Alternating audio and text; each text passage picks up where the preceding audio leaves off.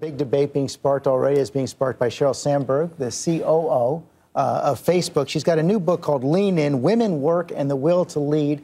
Not even out yet. I guess it's out tomorrow, but it's already made the cover of Time magazine this week, and it captures some of the debate, the flavor of the debate so far. Don't hate her because she's successful. Sheryl Sandberg is going to be on GMA tomorrow, on 60 Minutes tonight, talking about her ideas. They start leaning back. They say, oh, I'm busy. I want to have a child one day. I couldn't possibly, take on any more. Or I'm still learning on my current job. Plenty of women are as ambitious as men. But I am saying, and I want to say it unequivocally and unapologetically, that the data is clear that when it comes to ambition to lead, to be the leader of whatever you're doing, men, boys outnumber girls and women. And that is what is setting people off already. Look at some of this reaction. You see some of the headlines. I want to go to you, Congresswoman Schultz. You see Maureen Dowd, pom-pom girl for feminism. Washington Post, Sandberg's Lean In campaign holds little for most women. Forbes, leaning in doesn't fix what's actually broken for working women.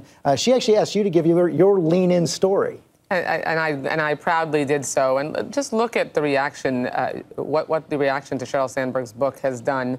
It's evidence of how it is so hard for women to wear our ambition on our sleeve, to pursue our dreams, to believe that we can reach the top of any profession and that we should always shoot for the stars. That's how my parents raised me to believe that I could grow up and be anything I wanted to be. And what Sheryl Sandberg has done for little girls, my two daughters and little girls across America, is written a book, a manifesto that says it is okay to be ambitious, it's okay to want to have it all, that balance is important, but that there is nothing wrong with trying to have a full professional life and be a leader and succeed as a woman, and also having a full family life. You don't have to choose. It can be both and. But some of her critics, Juliana Goldman, have said that it's in that Anne-Marie Slaughter in today's New York Times book reviews suggest that she seems to be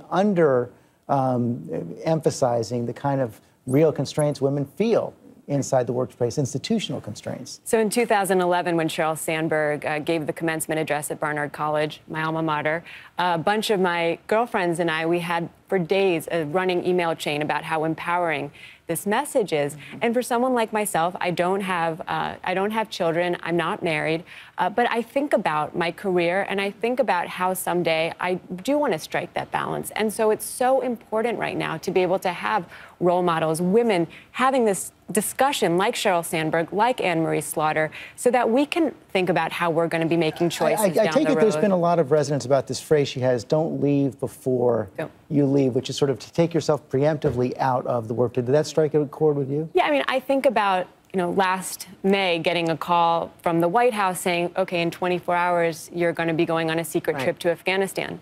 If I had a family, how would I be dealing with that? How am I going to be able to have this career, pursue this path, and want that someday? And it doesn't mean that I can't be doing that now. I deal with that every day. I have 3 kids, twin 13-year-olds and a 9-year-old. I have a husband who is an amazing dad who understands that equal parenting is important. He has an employer, George, that understands that making sure that he is able to have a balanced family life and be there as a professional is important. And those are all, it is a team effort through employers, through parenting, through making sure that our educational process encourages girls as equally as boys, and through girls having role models like Sheryl Sandberg who tell them it is okay to be ambitious and you should go for it when you can. Where do men fit in this debate, George? Well, Sheryl Sandberg says there's an ambition gap, and she sounds a little bit like Professor Henry Higgins saying, why can't a woman be more like a man?